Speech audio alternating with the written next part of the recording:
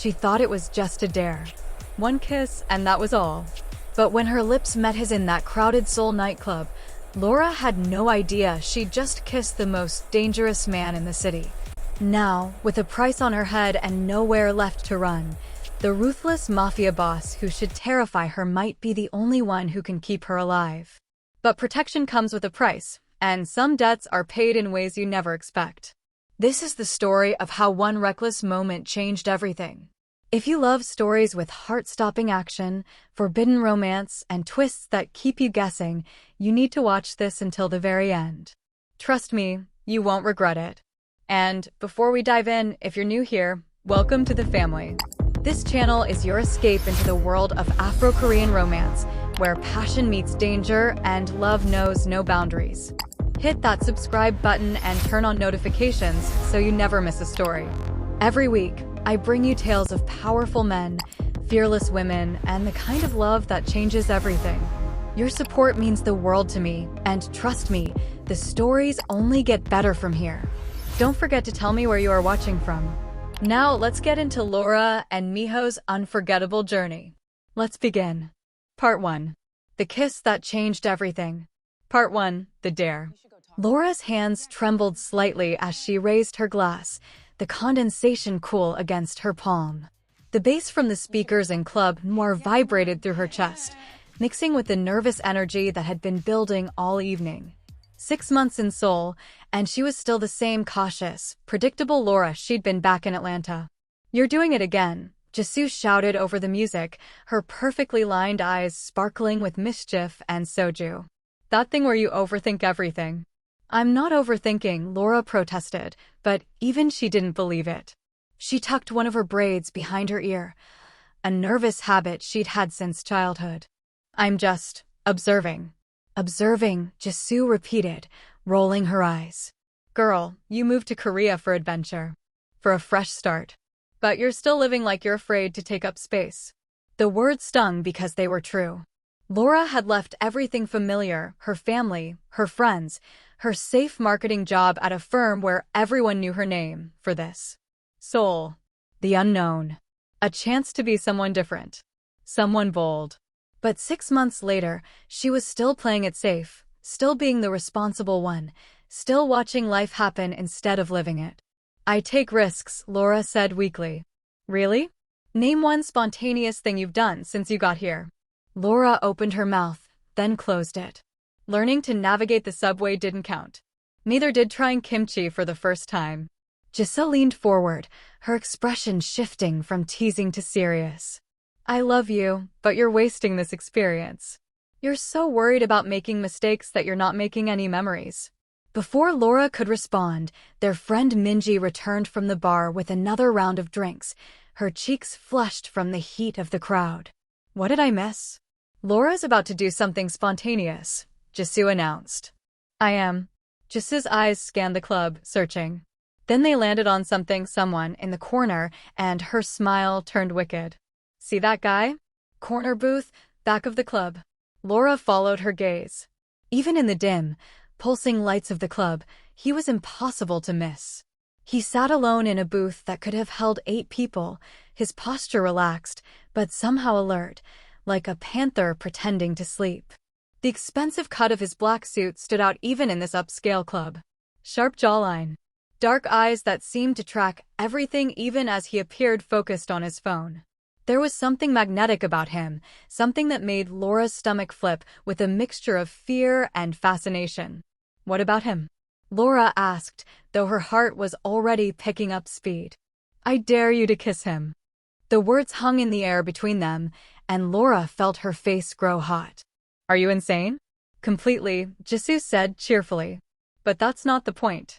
The point is, are you going to keep playing it safe, or are you finally going to do something that scares you?" "There's a difference between being spontaneous and harassing strangers," Laura argued, but her eyes kept drifting back to the mysterious man. There was something about him. Something that called to a part of her she'd been trying to awaken since she arrived in Seoul. "It's just a kiss," Minji chimed in, though her tone suggested she also thought this was crazy. "What's the worst that could happen?" Famous last words, Laura would think later. But in that moment, with liquid courage warming her veins and the music making her feel invincible, she stood up. "Okay," she heard herself say. "Okay, I'll do it."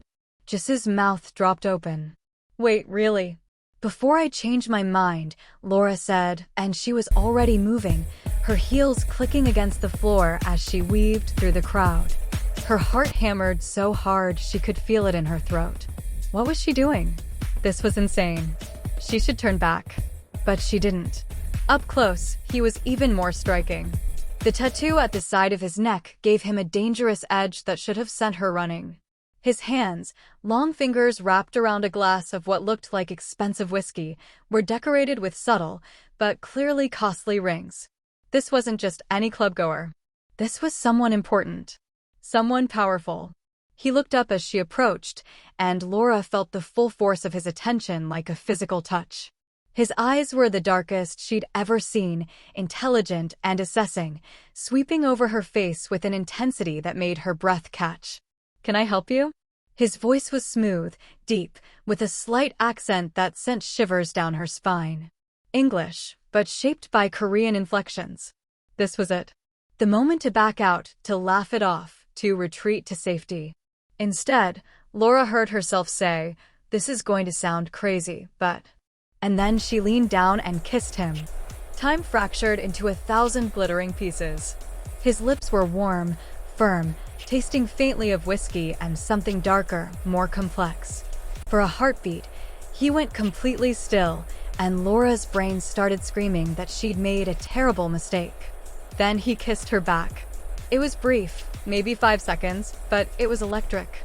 His hand came up, fingers barely brushing her jaw, a touch so light it might have been her imagination, but for the way her entire body responded. The kiss deepened for just a moment, and Laura felt like she was falling, drowning, flying all at once. When she pulled away, gasping, his dark eyes were locked on hers. Something flickered in their depths, surprise, interest, and something else she couldn't name. "Bold," he murmured, and there was the ghost of a smile on his lips. "But dangerous." Laura became suddenly, acutely aware of movement behind him. 3 men in dark suits had stood up from a nearby table. They weren't looking at their phones or drinks. They were looking at her, and their hands were moving inside their jackets in a way that made Laura's blood run cold. I'm sorry," she stammered, reality crashing back in. "It was just a dare. I didn't mean to." He raised one hand, just a slight gesture, and the men froze. Just like that. One small movement from him, and 3 dangerous-looking men stopped in their tracks. "Who is this guy?" "Your name," he said. It wasn't quite a question, more of a command delivered softly. "Laura." Her voice came out breathier than she intended. "Laura." He said it slowly, like he was tasting the syllables, his accent wrapping around the letters. "I'm Minho. And you should be more careful about who you kiss on a dare, Laura." There was a warning in his words, but also something else. Something that made Laura's skin tingle with awareness. She should leave. Should run back to her friends and never think about this moment again. I should go," she managed. "Yes," he said quietly, his eyes never leaving hers. "You should." But neither of them moved for a long moment. The air between them felt charged, heavy with possibility and danger in equal measure. Finally, Laura forced herself to step back, then turn away. She could feel his gaze following her across the club like a physical touch. Her friends were waiting with expressions ranging from shock to delight. "Oh my God," Jisoo breathed. "Oh my God. You actually did it. Wait, are you okay? You look pale." Laura sank into her seat, her legs suddenly weak. "Did you see the men with him?" Jisoo's excitement dimmed slightly. "The bodyguards?" "Yeah." "Laura, I think he might be someone. Like, someone important." "What do you mean?" Before Jisoo could answer, a server appeared at their table, a professional smile on his face. "Excuse me, ladies." Compliments of the gentleman in the corner booth. He gestured toward where Minho sat. "He's taken care of your tab for the evening." Laura's head snapped toward the corner, but the booth was empty. Minho was gone, though she could have sworn he'd been there just seconds ago. Only a half-finished glass of whiskey remained, catching the club lights like amber. "Okay, That was both incredibly generous and slightly terrifying, Minji said. Laura, what did you get yourself into? Laura didn't have an answer. She only knew that something had shifted tonight. Some invisible line had been crossed. As they gathered their things to leave, she found herself scanning the club, searching for another glimpse of dark eyes and a dangerous smile. She didn't see him. But somehow, she knew this wasn't over. Part 2, The Summons.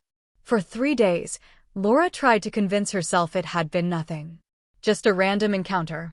A bold moment she'd look back on and laugh about. The mysterious, attractive stranger she'd kissed on a dare would remain just that, a story, nothing more. But she couldn't stop thinking about him.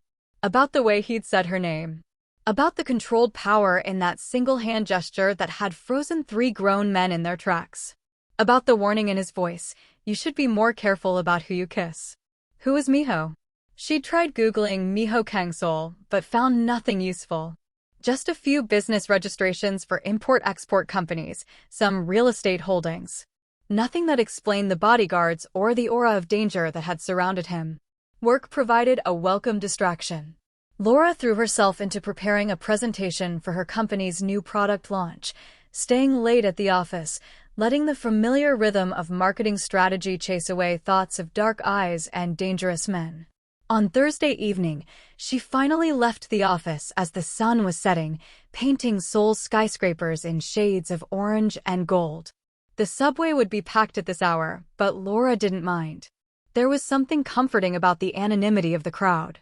She was halfway to the station when a sleek black Mercedes pulled up beside her. In Seoul, luxury cars weren't unusual, so Laura didn't pay much attention until the rear window rolled down. A woman sat in the back seat, her features sharp and elegant, her expression professionally neutral. She was probably in her mid-30s, dressed in an expensive suit, her hair pulled back in a severe bun. "Ms. Laura," the woman said in perfect English. Laura stopped walking. "Yes, please get in. Mr. Kang would like to speak with you." Every alarm bell in Laura's head started ringing. "I don't know any Mr. Kang." Minho Kang, the woman clarified, and Laura's heart skipped. "The gentleman you met at Club Noir on Saturday evening." "How did you?" Laura took a step back. "Look, I don't know what this is about, but I'm not getting in a stranger's car." The woman's expression didn't change. "I understand your hesitation. However, this concerns your safety. Mr. Kang has information you need to hear. We can discuss it here on the street, where anyone might be listening. Or you can get in the car and we'll take you somewhere private. Your choice." "My safety? What are you talking about?" "Please, Ms. Laura. This will only take a moment. Mr. Kang is waiting." Something in the woman's tone, a hint of urgency beneath the professional calm, made Laura pause. This was crazy. She should walk away, call the police, do literally anything except get in this car. But curiosity and a strange, inexplicable pull made her reach for the door handle. The interior of the Mercedes was immaculate. Leather seats, privacy glass, the faint scent of expensive cologne. The woman, she introduced herself as Miss Park, sat across from Laura, her posture perfect, her hands folded in her lap. "Where are we going?" Laura asked as the car pulled smoothly into traffic. "Not far. Mr. Kang's office. He prefers to discuss sensitive matters in person." "Sensitive matters?" It was just a kiss. A stupid dare. Ms. Park's expression flickered. Was that pity? Yes. Unfortunately, that kiss was witnessed by some very dangerous people. People who now have questions about you. Laura's mouth went dry. "I don't understand." "Mr. Kang will explain." They drove through Seoul's wealthy Gangnam district, the streets lined with high-end boutiques and luxury apartment buildings. The Mercedes turned into an underground parking garage beneath a glass tower that seemed to scrape the sky. Ms. Park led Laura to a private elevator, swiping a key card that sent them shooting upward. Laura's ears popped as they climbed. 20 floors. 30. 40. Finally, the elevator stopped, and the doors opened onto a penthouse office that took Laura's breath away. Floor-to-ceiling windows offered a panoramic view of Seoul, the city spreading out below like a sea of lights. The office itself was minimalist, but clearly expensive. Modern furniture, abstract art on the walls, everything in shades of black, white, and chrome. And standing at the window, hands in his pockets, looking out at his city, was Minho. He turned as they entered, and Laura's breath caught. In the soft lighting of the office, he was even more devastating than he'd been in the club. The sharp suit, the perfect posture, the way his dark eyes found hers immediately and held. "Thank you, Miss Park," he said quietly. "That will be all."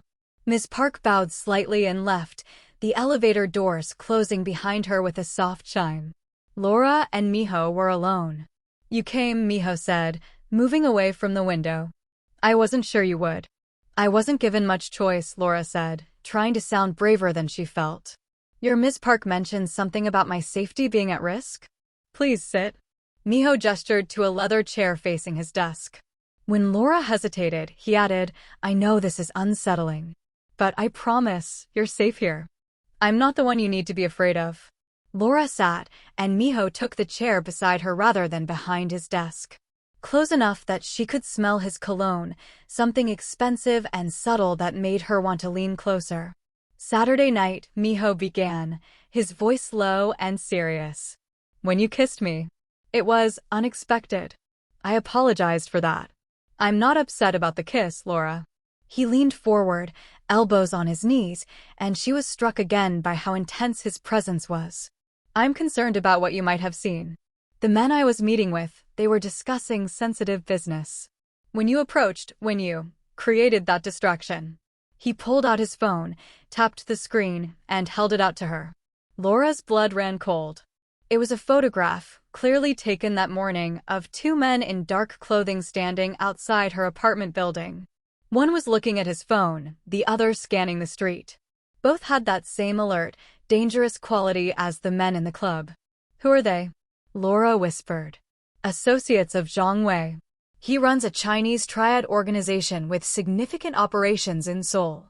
We were negotiating the boundaries of certain business territories when you appeared." Minho's jaw tightened. "Your kiss created a witness to a meeting that was supposed to be completely private. More than that." He stopped, seeming to struggle with what to say next. "More than what?" Laura pressed. "They saw the way I reacted to you. The way He ran a hand through his hair, a crack in his usual composure. "They think you're important to me, which makes you valuable, which makes you dangerous to leave alive." The room tilted. Laura gripped the arms of her chair, trying to process what she was hearing. "This is insane.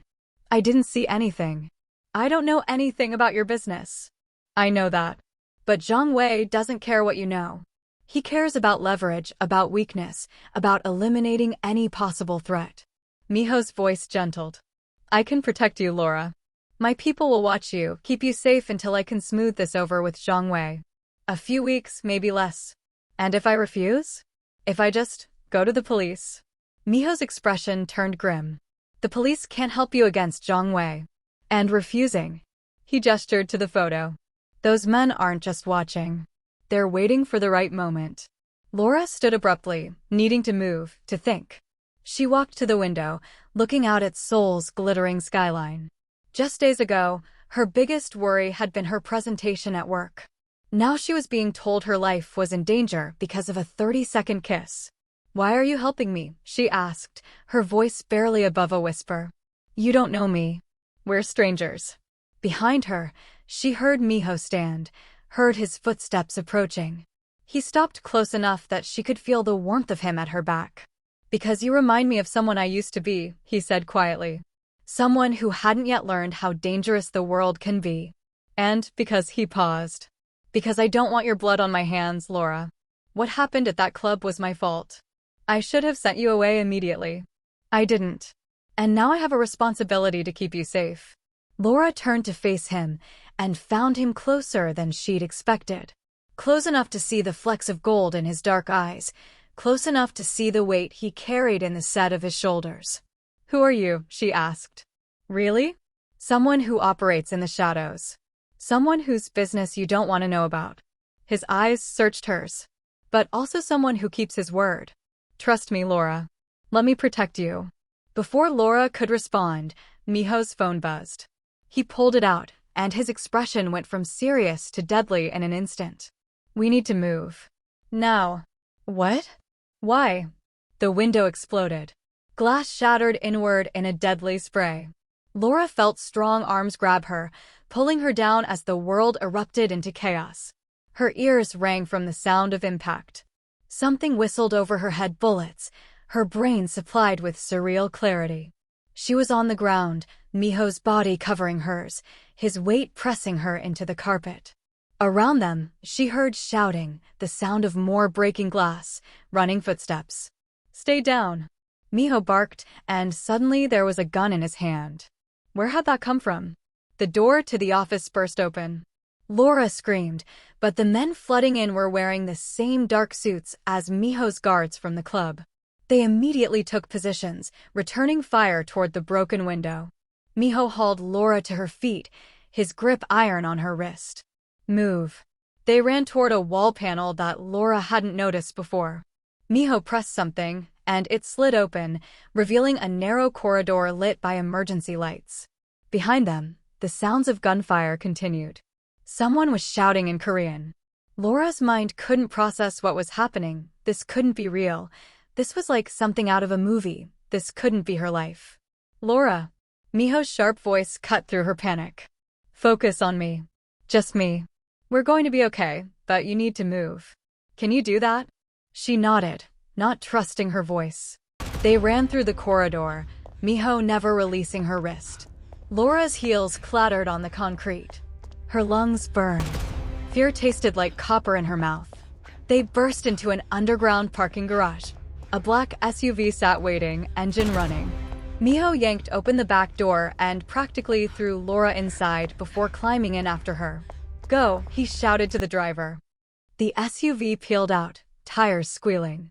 Through the rear window, Laura could see smoke rising from the building they'd just fled. In the front seat, Minho was barking orders in rapid Korean into his phone, his free hand still gripping his gun. Laura's entire body shook. She wrapped her arms around herself, trying to breathe, trying to understand what had just happened. Someone had just tried to kill her. Actually kill her. Because of a kiss. Because of a stupid dare. Minho finished his call and turned to look at her. His expression softened when he saw her face. "I'm sorry," he said quietly. "I'm so sorry, Laura. This shouldn't have happened. My security, I underestimated how quickly Zhang Wei would move." "Who are you?" Laura asked again, but this time the question came out as a plea. "Please. I need the truth." Minho was quiet for a long moment, his jaw working as he made some internal decision. Finally, he spoke. "My family controls significant business interests in Seoul. Import-export, real estate, entertainment venues, private security. Some of it is legitimate. Much of it operates in gray areas." He met her eyes.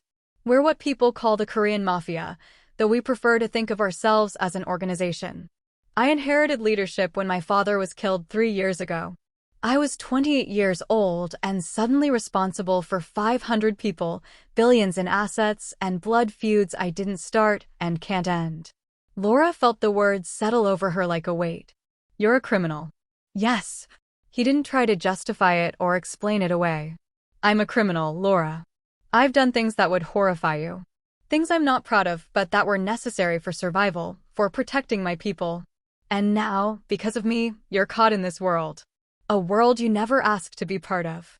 The SUV turned onto a quiet street lined with traditional Hanok houses, their curved tile roofs and wooden facades a stark contrast to the modern towers they'd left behind. They pulled into a narrow driveway, and the gate closed behind them with an ominous click. "Where are we?" Laura asked. "A safe house. One of several my organization maintains." Minho's hand moved as if to touch her, then fell back. "You'll be safe here. I have guards posted, security systems, everything you need. And his voice roughened. "I will fix this, Laura. I promise you. Zhang Wei will answer for what he tried to do tonight." Laura looked at this man, this stranger who had somehow become the axis around which her world now spun. A criminal. A mafia boss. Someone who kept guns hidden in his office and had secret corridors for escaping assassination attempts. But also someone who had covered her body with his own when the bullets flew. Someone who was looking at her now with genuine remorse and fierce protectiveness in his dark eyes. "I want to go home," she said, even though she knew it was impossible. "I know," Minho said softly. "Soon. I promise. But right now, this is the only place you're safe." He opened the car door and offered her his hand. After a moment, Laura took it, letting him help her out into the quiet courtyard of the safe house. Behind them, Seoul continued its nightly dance of lights and life, oblivious to the fact that Laura's world had just shattered and reformed into something unrecognizable. Part 3. The Breaking Point. The safe house was beautiful in a way that felt surreal. Traditional architecture meeting modern luxury, heated floors, rainfall shower, a kitchen stocked with both Korean and Western food. There was even a small library, the books neatly organized on wooden shelves. Laura sat on a low sofa in the main room, wrapped in a soft blanket someone had provided, watching as Minho paced near the window. He'd been on the phone for the past hour, speaking in rapid Korean that rose and fell with emotion, anger, frustration, command. She caught occasional words she recognized, but most of it was beyond her limited Korean. When he finally ended the call, the mask of control he usually wore had cracked. His hair was disheveled from running his hands through it, his tie was loosened, and there was a darkness in his eyes that spoke of violence barely contained. "Are you okay?" Laura asked, surprising herself.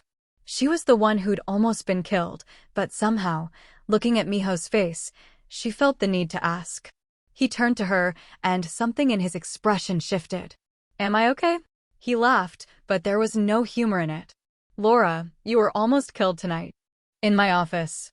Because I was careless. Because I let my guard down for one moment. Because I kissed you," Laura interrupted quietly. "This started with me." "No." Minho crossed to her, kneeling down so they were at eye level.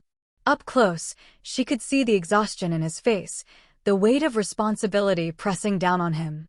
"This started long before you walked into that club. This started with my father's choices, with the territories we control, with decades of power plays and blood feuds. You were just innocent chaos that landed in the middle of a war you didn't know existed." "Tell me about it," Laura said. "The war. Your world." "I'm already in this, Minho. I might as well understand it." He studied her for a long moment, as if assessing whether she could handle the truth. Finally, he sat beside her on the sofa, close enough that their shoulders almost touched. "My family has controlled certain sectors of Seoul's underground economy for 3 generations," he began, his voice low. "My grandfather started with a few gambling dens in Itaewon. By the time my father took over, we'd expanded into protection, money lending, luxury goods smuggling. He was brutal but effective. He believed in respect through fear." "And you?" Laura asked. "What do you believe in?" "I don't know anymore," Minho admitted, and the vulnerability in his voice made Laura's chest tighten. "I never wanted this life. I was in graduate school in London, studying international law of all things, when my father was killed. Rival faction, power play, the usual reasons men like my father die. My uncle wanted to take over, but the organization chose me. The heir. The legacy. And suddenly I was back in Seoul, drowning in blood and responsibility I never asked for." "You could have said no," Laura pointed out gently. "Could I?" Minho's smile was bitter. 500 people depend on my organization for their livelihoods. Their families. My father might have been brutal, but he also took care of his people. If I'd walked away, the organization would have fractured. There would have been war. Innocent people would have died." He met her eyes. "So I stayed. I learned. I became what I needed to become to survive." Laura found herself reaching out, her hand covering his. His fingers were warm, strong, and they tensed for a moment before relaxing under her touch.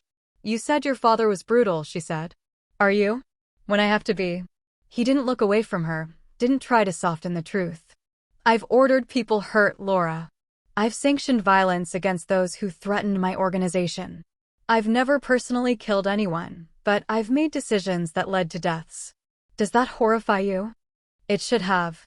Laura knew it should have sent her running, screaming for someone to call the police, to get her away from this dangerous man and his dangerous world. But instead, she thought about the way he'd covered her body with his own when the bullets flew. The way he'd called her safety his responsibility. The weight she could see pressing down on his shoulders, the weight of 500 lives, of choices made under impossible circumstances, of trying to be something better than what his world demanded. "It scares me," she said honestly. "But you don't horrify me. Maybe that means something's wrong with me. Or maybe it means you're more perceptive than most." Minho turned his hand over, lacing his fingers through hers. "You see past the surface to the person underneath. That's rare, Laura. And dangerous in my world." Before Laura could respond, there was a sharp knock on the door. One of Minho's guards entered, spoke quickly in Korean. Laura watched Minho's face go from tired to absolutely furious. "What is it?" she asked, dread pooling in her stomach. Minho stood, his whole body radiating lethal intent. "Zhang Wei just made another move. He grabbed your friend. Jisoo." The world tilted. No, Jisoo has nothing to do with this. She was with you that night. She was part of the dare." Minho's voice was cold now, the warmth from moments ago replaced by something hard and dangerous. "Zhang Wei is sending a message. Surrender yourself to him for questioning, or your friend dies." Laura jumped to her feet. "Then I'll go. I'll do whatever he wants, just." "Absolutely not." Minho grabbed her shoulders, his grip firm but not painful. "That's exactly what he wants, Laura. You walk into his hands, and you're dead within the hour. This is a trap." "I don't care. I can't let Jisoo die because of me." Tears were streaming down Laura's face now. "She was just trying to help me live a little. She didn't deserve this. None of this." "I know." Minho pulled her against his chest, and Laura found herself clinging to him, this man who was somehow both the cause of her nightmare and the only safe harbor in the storm. "I know, and I'm sorry. But giving Zhang Wei what he wants won't save your friend. It will just get you both killed." "Then what do we do?" Laura asked against his shirt, her voice muffled. Minho was quiet for a long moment. Then he pulled back, tilting her chin up so she had to meet his eyes.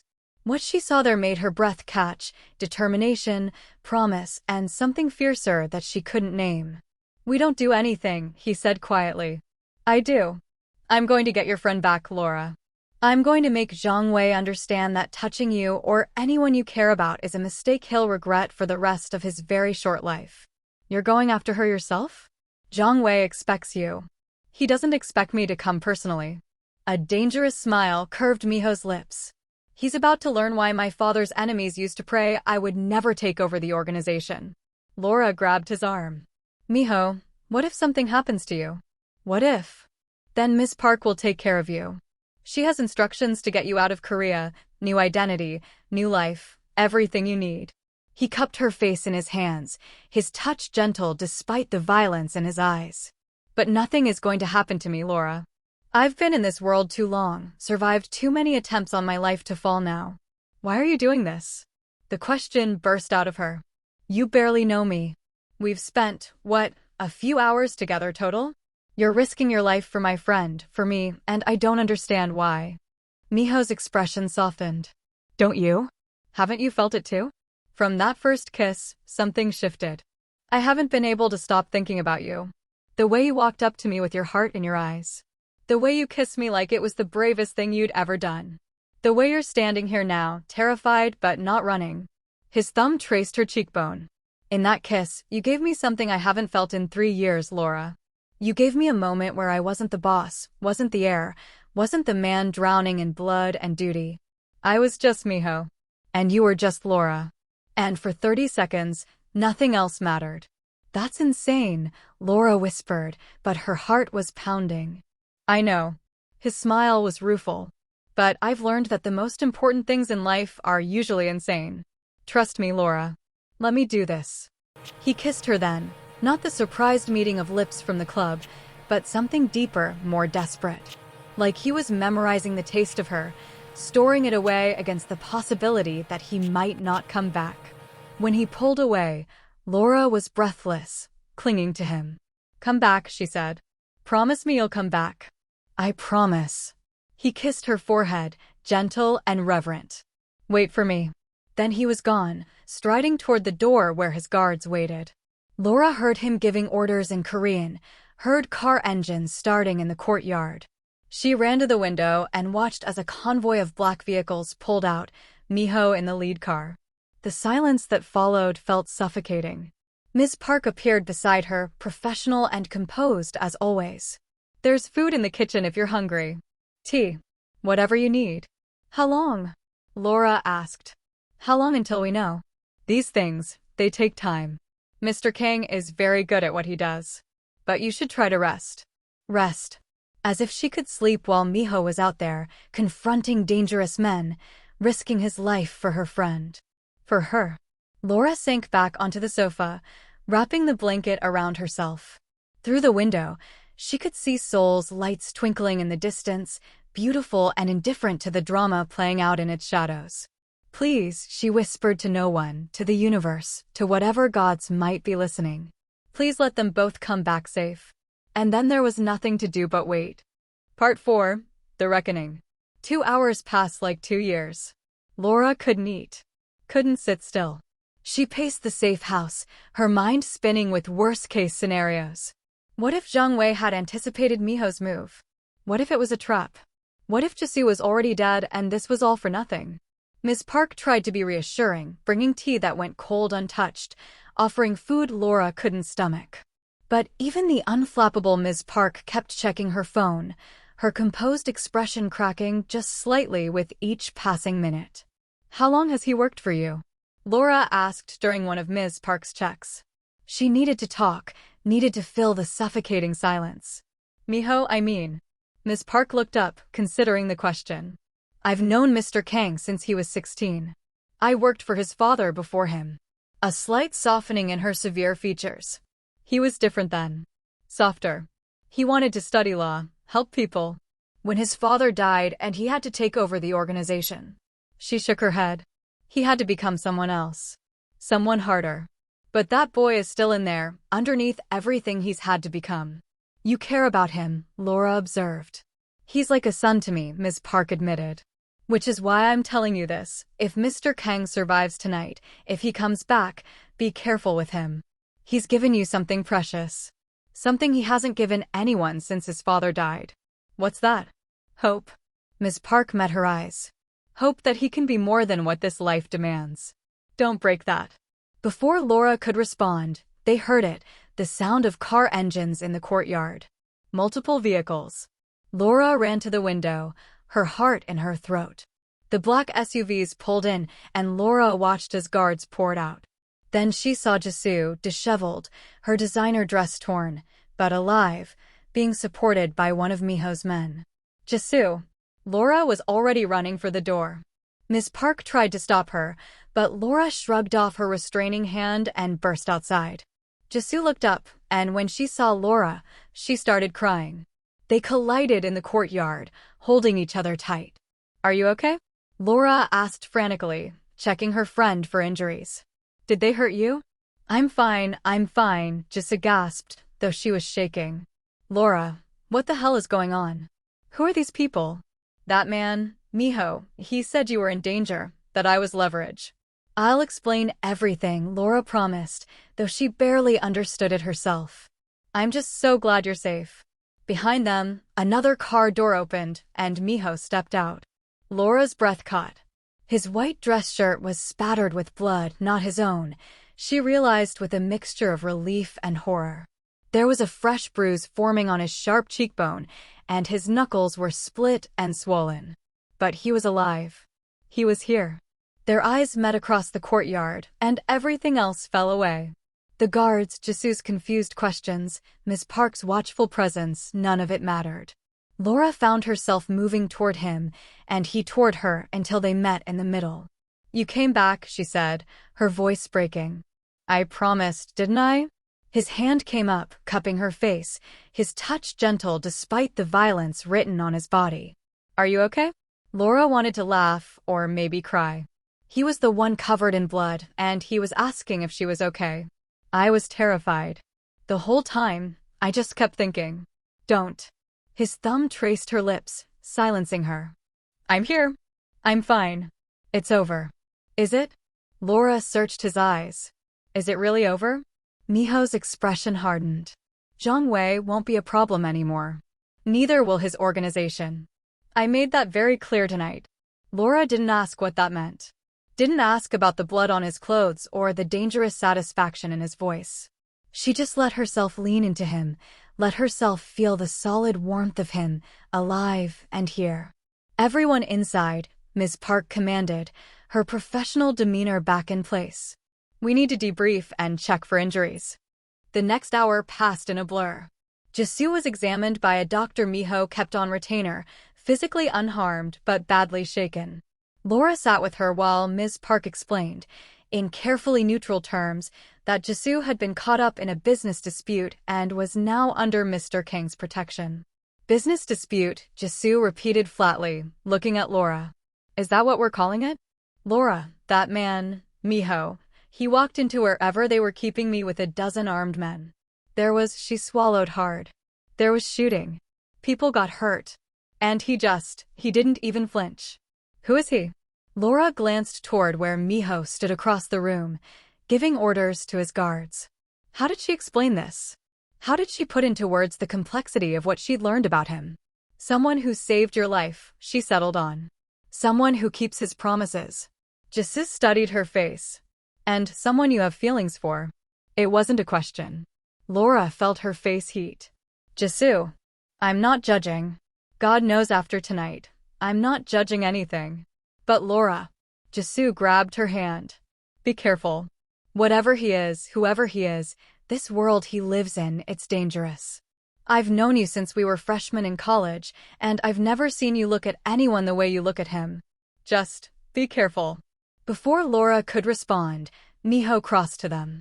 He'd changed his shirt, cleaned the blood from his hands, but the bruise on his face was darkening to purple.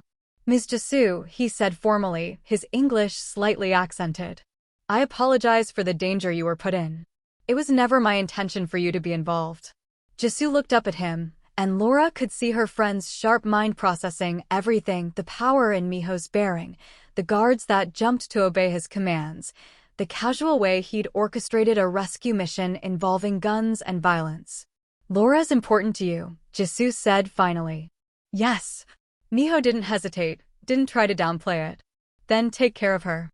Because if anything happens to her, I don't care how many guards you have, I will find a way to make you regret it. A smile tugged at Minho's lips. I believe you would. You're a good friend, Ms. Jisoo. Ms. Park appeared with a guard. I'll have my men take Ms. Jisoo home. We'll post security outside her apartment for the next few weeks, just as a precaution. Jisoo stood, still shaky but recovering her composure. She hugged Laura tightly. Call me tomorrow. And I mean actually call me, not text. I need to hear your voice and know you're okay. I promise. After Jisoo left, the safe house felt suddenly quiet. Most of the guards had dispersed to their posts. Miss Park had retired to another room. It was just Laura and Minho in the main living area, the weight of everything that had happened settling over them. You should rest, Minho said, but he didn't move away from where he stood near her. So should you. Laura reached out, her fingers ghosting over the bruise on his face. Does it hurt? I've had worse. He caught her hand, held it against his cheek. Laura, there's something I need to tell you. About tonight. About what I did. You don't have to. I do. His dark eyes were intense, almost desperate. I need you to understand what you're getting involved with. Who I am. What I'm capable of. Laura's heart pounded, but she didn't pull away. Tell me. Minho guided her to the sofa, and they sat close together, his hand still holding hers. When I went to Zhang Wei's location, I didn't go to negotiate. I went to send a message. I burned 3 of his warehouses. Put his second-in-command in the hospital. Made it very clear that anyone who touched you or yours would face consequences they couldn't imagine. He paused, his jaw working. I'm not a good man, Laura. I've done things tonight that would horrify most people. But I'd do them again, without hesitation, if it meant keeping you safe. Laura processed this, processing him. The violence he was describing should have sent her running. Should have made her demand he take her home, take her to the police, take her anywhere away from him. But instead, she thought about the way he'd looked at her in his office, The vulnerability when he'd talked about his father, the fierce protectiveness that had driven him to rescue Jisoo. She thought about Ms. Park's words, that Minho had given her hope. "I don't think you're a good man by conventional standards," Laura said slowly. "But I don't think you're evil either. I think you're someone trying to survive in an impossible situation. Someone doing what he believes is necessary to protect his people. That's more grace than I deserve." "Maybe." Laura shifted closer, her free hand coming up to cup his face, mindful of the bruise. "But I'm going to give it to you anyway. Because in that club, when I kissed you, I felt something I've never felt before. And these past few days, terrifying as they've been, I've felt more alive than I have in years." "Laura, I'm not finished." She took a breath, gathering courage. "I know this is insane. I know we barely know each other. I know your world is dangerous and complicated and nothing like what I thought my life would be. But I also know that when I thought you might not come back tonight, I couldn't breathe. And now that you're here, I don't want to walk away." Minho stared at her, and Laura could see emotion warring in his expression: hope, fear, desire, caution. "If you stay in my life, there will always be danger. Always be threats. I can protect you, but I can't promise you normal." "I didn't move to Seoul for normal," Laura reminded him. "I moved here for adventure. For something more. Maybe this is it." "This is definitely more," Minho said with a huff of laughter that sounded almost disbelieving. "Laura, you're going to be the death of me. Or your salvation. Maybe both." He pulled her closer until she was practically in his lap and kissed her. Not the desperate kiss from before he'd left, but something deeper, more certain. A kiss that tasted like promises and possibility and the sweet danger of falling for someone absolutely wrong in all the right ways. When they broke apart, both breathing hard, Minho rested his forehead against hers. "Stay tonight. Here, where I know you're safe. Tomorrow we can figure out the logistics, getting your things from your apartment, arranging better security, telling your work you need time off." Okay, Laura agreed, because leaving felt impossible. Because she wanted to stay in this bubble where it was just the two of them, figuring out this impossible thing between them. Minho showed her to a bedroom, not his, she noticed, and appreciated the consideration. But at the door, he lingered. "Thank you," he said quietly. "For not running. For seeing past what I am to who I'm trying to be." Laura stood on her toes and kissed him softly. "Thank you for keeping your promise. For coming back." After he left, Laura lay in the unfamiliar bed, staring at the ceiling, processing everything that had happened. 5 days ago, she'd been bored, playing it safe, wishing for adventure. Now she was falling for a mafia boss in a traditional Korean safe house, her life irrevocably changed by one 30-second kiss. It was insane. It was reckless. It was everything she'd never planned for. And yet, as Laura finally drifted toward sleep, she found herself smiling. Because sometimes the best adventures are the ones you never see coming. 3 months later, Laura stood at the floor-to-ceiling windows of Minho's new office, a different building, different location, but the same spectacular view of Seoul spreading out below like a constellation of electric dreams. 3 months. That's all it had been. But it felt like a lifetime. She'd quit her job, or rather, taken an extended sabbatical. It wasn't safe to maintain her old routine, not while Minho's world adjusted to her presence in it. She'd moved into a penthouse apartment Minho insisted on providing, 2 floors below his own, with security that was subtle but omnipresent. It wasn't the life she'd imagined. But it was hers. Behind her, she heard Minho finish a call, his voice commanding but calm. She'd learned to read the tones of his business conversations, which ones were routine, which ones required the dangerous man she'd seen emerge when Jisoo was taken. "What are you thinking about?" Minho asked, his arms sliding around her waist from behind, his chin resting on her shoulder. Laura leaned back into him, into the warmth and solid presence that had become her anchor. "That dare. That stupid, reckless, beautiful dare. Regrets?" She turned in his arms, looking up at the man who'd become her whole world in such a short time. There were still moments of fear, still nights when she woke up from nightmares about shattering glass and gunfire. Still days when the reality of Minho's business made her question everything. But there were also mornings like this one, when he'd brought her coffee made exactly how she liked it. Nights when they talked until dawn, about everything and nothing, learning each other's stories and dreams. Moments when he looked at her like she was the most precious thing in his dangerous world. Not even a little bit, Laura said honestly. Minho smiled, that rare, genuine smile he only ever gave her. Over the past 3 months, she'd seen that smile more and more, like she was slowly helping him remember how to be the person he'd been before duty and violence had hardened him. Good. Because you're stuck with me now. Is that a threat, Mr. Kang? It's a promise, Ms. Laura. His expression sobered. I know this hasn't been easy.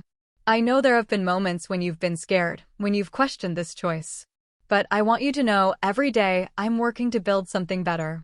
More legitimate business, less violence. I can't erase what I am or what I've done, but I can try to be worthy of you. Laura's throat tightened with emotion. You are worthy, Minho. Not because of what you're becoming, but because of who you are underneath everything else. The man who protects his people, who keeps his promises, who's gentle with me even when the world demands he be hard. He kissed her then, there in his office with its bulletproof windows and secure doors, with bodyguards posted outside and the weight of his dangerous empire pressing down on him. But in that moment, none of it mattered. Because Laura had learned something over the past 3 months. Sometimes the most reckless thing you can do is play it safe. Sometimes you have to kiss the dangerous stranger in the corner booth. Sometimes you have to leap into the unknown. And sometimes, just sometimes, you land exactly where you're meant to be. Even if it's in the arms of a beautiful, dangerous man who makes you feel more alive than you ever thought possible. I love you, Minho said against her lips, and Laura's heart soared. I love you too, she whispered back. Outside, Seoul continued its eternal dance of light and shadow, beauty and danger, the known and the unknown. But here, in this moment, wrapped in each other's arms, Laura and Minho had found something neither had expected. A place where chaos and order met. Where safety and danger kissed. Where a 30-second dare became a lifetime of beautiful, reckless, perfect love. The end. Or is it? If you want part 2, let me know in the comments section. Until then, my dear fans. Part 2 teaser. They found love in the most dangerous place. They survived enemies who wanted them dead. They built a family against all odds. But what happens when the past refuses to stay buried? 3 years of peace. 3 years of happiness. A beautiful son. A quiet life. But what if someone has been watching? Waiting? Planning? What would you do if you woke up one morning and found a message written in your own lipstick on your mirror? What would you do if that message was a threat? What would you do if your child's bedroom window was open and his bed was empty? Who from Minho's past wants revenge badly enough to take everything he loves? What old debt is someone demanding to be paid? And how far would you go? What would you become to save your child from an enemy you thought was gone forever? Can a former Mafia boss protect his family when the threat comes from someone he once trusted? Can a mother's love be stronger than a villain's revenge? And when the past comes knocking with blood on its hands, who will survive? Some enemies don't forget. Some secrets refuse to die. And some promises were made to be broken. Are Laura and Minho's 3 years of peace about to become their worst nightmare? In part 2, the past came for revenge. The question is, are you ready to find out who's behind it? Comment below if you want part 2. Because this story is far from over.